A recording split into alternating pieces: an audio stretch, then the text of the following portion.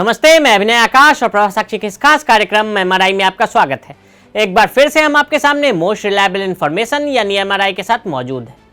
एक लड़का जो बचपन में अपने तमाम इम्तिहानों में फेल होता रहा, बड़ा हुआ तो 30 जगहों पर नौकरी के लिए अप्लाई की, लेकिन सभी जगह से निराशा हाथ लगी। बैक टू बैक 3 अटेम्प्ट के बाद अंग्रेजी के शिक्षक के तौर पर करियर की गाड़ी चल पड़ी। 2 दशक पहले अपने अपॉइंटमेंट में एक कंपनी की नींव रखी और उसके बाद सफल हुआ तो ऐसा कि फोर्ब्स की सूची में दुनिया के 20 अमीर लोगों की सूची में स्थान बनाया। अमेरिका के राष्ट्रपति भी जिससे मिलने की हसरत पालने लगे। तुलसी नर का क्या बड़ा, समय बड़ा बलवान, भीलन लूटी गोपियां, वही अर्जुन वही बान। तुलसीदास जी कहते थे कि मनुष्य बड़ा छोटा नहीं होता, वास्तव में यह उसका समय ही होता है जो बलवान होता है। जैसे एक समय था जब महान धनुर्धर अर्जुन ने अपने गांडीव बाण से महाभारत का युद्ध जीता था, और एक समय ऐसा भी आया जब वही भीलों के हाथों लुट गए और अपनी गोपियों का भीलों के आक्रमण से रक्षण भी नहीं कर पाए। आम इंसान हो या फिर कोई भी बहुत बड़ा उद्योगपति, समय के सामने किसी का बस नहीं चलता।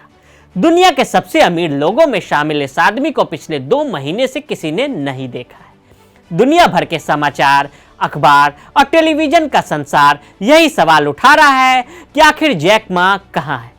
जी हाँ, यही नाम है इस शख्स का जिसकी कहानी आज सुनाऊंगा। साथ ही यह भी बताऊंगा कि आखिर सफलता की इबारत रखने वाले इस अमीर उद्योगपति से तानाशाही सिस्टम वाला मुल्क चीन इतना क्यों घबरा गया।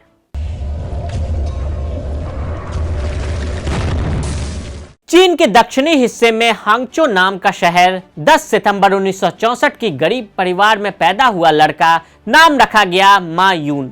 पढ़ाई में एकदम फिसड्डी, बड़ा हुआ तो रोटी कपड़ा और मकान जैसी मूलभूत जरूरतों की पूर्ति के लिए नौकरियों के लिए आवेदन दिया, लेकिन एक एक कर 30 अर्जियां खारिज होते गए, जिनमें से एक नौकरी KFC में वेटर की भी थी। शिक्षक बनने की सोची, लेकिन यह राह भी कहाँ इतनी आसान थी। टीचर्स कॉलेज की एंट्रेंस परीक्षा में 2 बार असफलता मिलने के बाद तीसरी बार आखिर बाजी मार ही ली। कोर्स पूरा कर 24 साल की उम्र में अंग्रेजी टीचर बन गया, लेकिन अपना कारोबार शुरू करने की चाह में करीब 2 दशक पहले अपने अपार्टमेंट में ही अलीबाबा की नींव रखी। इसके लिए मा यून ने अपने दोस्तों को ऑनलाइन मार्केट प्लेस में निवेश करने के लिए राजी भी किया। फिर एक दौर ऐसा भी आया कि उनकी कंपनी दिवालिया होने के कगार पर भी पहुंची, लेकिन इन सभी बातों से बेपरवाह अपनी हिम्मत के भरोसे मा यून या फिर कहें जैक मा ने अपनी कंपनी को तो जैसे ऊंचाइयों पर पहुंचाने की ठान रखी थी। आप कह रहे होंगे कि ये मा यून और जैक मा का क्या चक्कर है। इसकी भी एक दिलचस्प कहानी है जिसके बारे में आगे बताऊंगा। अभी तो वक्त है जैक मा की ऊंचाइयों के सफर की कहानी का। हाँ, तो कहाँ थे हम। फिर ऐसा वक्त आया जब साल 2013 में 10 लाख करोड़ IPO के साथ अलीबाबा अमेरिका में सबसे बड़ी IPO वाली कंपनी बनकर सामने आई। उस वक्त उनके पास खुद 23 अरब डॉलर की संपत्ति थी। साल 2014 में अलीबाबा में दुनिया के सबसे बड़ी सार्वजनिक हिस्सेदारी के माध्यम से 25 अरब डॉलर जुटाए। फोर्ब्स की 2017 की सूची के मुताबिक जैक मा चीन के तीसरे सबसे धनी व्यक्ति बताए गए। फोर्ब्स ने उनकी दौलत को 36.6 अरब डॉलर बताई थी। ब्लैक फ्राइडे और साइबर मंडे जैसे शॉपिंग इवेंट के जरिए जैक मा ने अमेरिका में भी अपनी धाक जमाई। साल 2017 में ही अलीबाबा की वर्षगांठ के अवसर पर आयोजित कार्यक्रम में जैक मा ने माइकल जैक्सन की तरह परिधान पहना था। फिर उन्होंने एक्टिंग की दुनिया में कदम रखा और मार्शल आर्ट्स मास्टर जेट ली के साथ शॉर्ट फिल्म में नजर आए। दोस्तों ने दिया जैक मा का नाम। मा यून एक जमाने में टूरिस्ट गाइड का काम किया करते थे। उनके टूरिस्ट्स को मा यून का चाइनीज नाम बेहद ही कठिन लगता था। सरल और आसानी से पुकारे जाने वाले नाम के लिए वो उन्हें जैक कहकर पुकारने लगे। फिर पत्र व्यवहार के बाद धीरे धीरे यही नाम चलन में हो गया।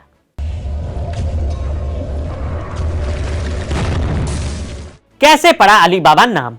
टेक कंपनियों के नाम से वैसे तो अमूमन अजीबोगरीब तरह के क्रिएटिव का इस्तेमाल होता है। माइक्रोसॉफ्ट हो या IBM, जो अपने नाम से अपना काम बताने की मंशा रखते हैं, लेकिन कभी कभी इनके नाम गूगल, एप्पल या याहू भी रख दिए जाते हैं, जिनका तो कोई खास मतलब नहीं निकलता, फिर उत्पाद से सीधा वास्ता भी नहीं होता। ऐसा ही नाम है अलीबाबा का। जैक मा ने एक कॉफी शॉप में वेटर से पूछा, क्या तुम अलीबाबा के बारे में जानते हो? जवाब मिला, ओपन सेसमी, यानी खुल जा सिमसिम।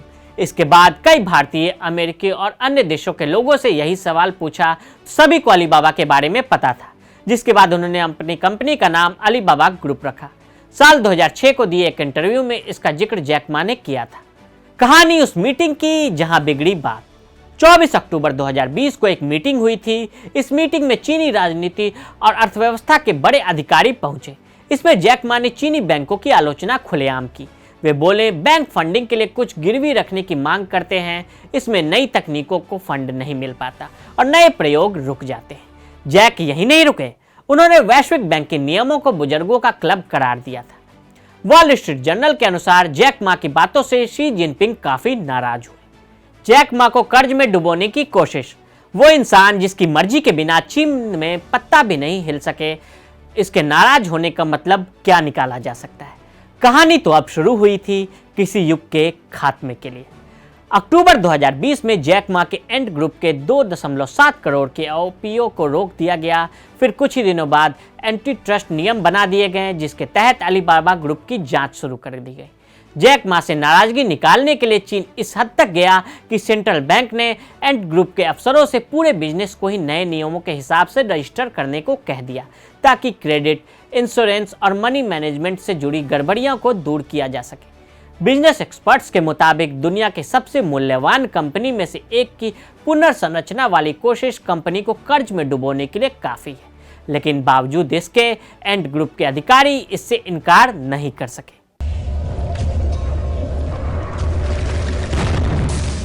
जैक मा लापता या नजरबंद। एंड ग्रुप पर कार्रवाई चल ही रही थी कि इसी वक्त जैक मा अपने TV show Africa business heroes के आखिरी एपिसोड से ठीक पहले रहस्यमय तरीके से गायब हो गए। यही नहीं, शो से उनकी तस्वीर को भी हटा लिया गया।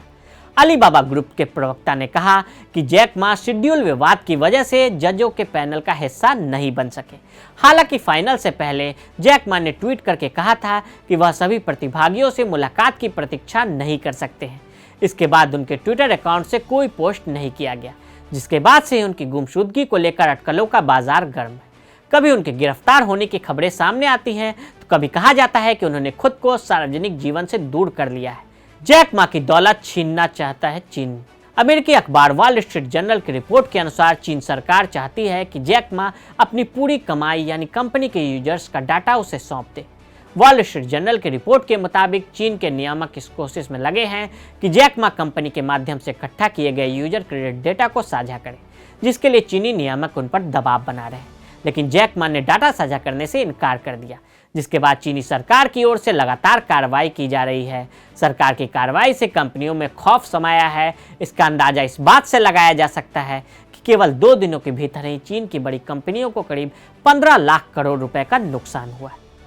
चीन की इसी तरह की कार्रवाई के तहत जैक मा के देश छोड़ने पर रोक है और उन्हें नजरबंद कर लिया गया है। 2016 से 17 के बीच गायब हुए कई अरबपति। चीन में अमीरों के गायब होने की ये कोई पहली घटना नहीं है। फोर्ब्स की रिपोर्ट के अनुसार 2016 से 2017 के बीच चीन के कई अरबपति गायब हो गए। रिपोर्ट की माने तो 2016-17 के बीच गायब हुए लोग फिर कभी सामने नजर नहीं आए। इनके गायब होने के पीछे व्यापार प्रतिस्पर्धियां पत्नियों के हाथ होने का अंदेशा जताया गया।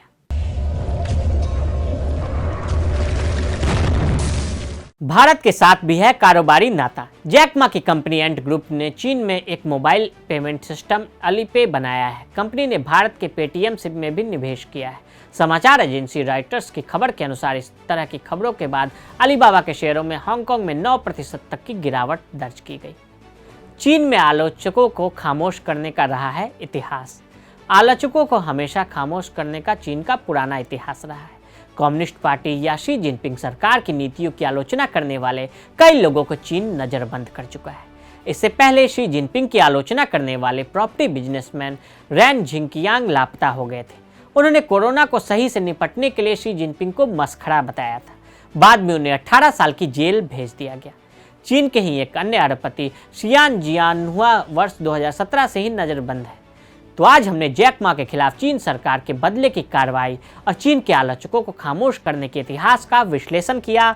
आज के लिए दें इजाजत और ऐसी रिपोर्ट्स को देखने के लिए प्रभा साक्षी के साथ लगातार बने रहें। वीडियो को देखने के लिए फेसबुक और ट्विटर पर हमें फॉलो करें, यूट्यूब पर प्रभा साक्षी को सब्सक्राइब करें।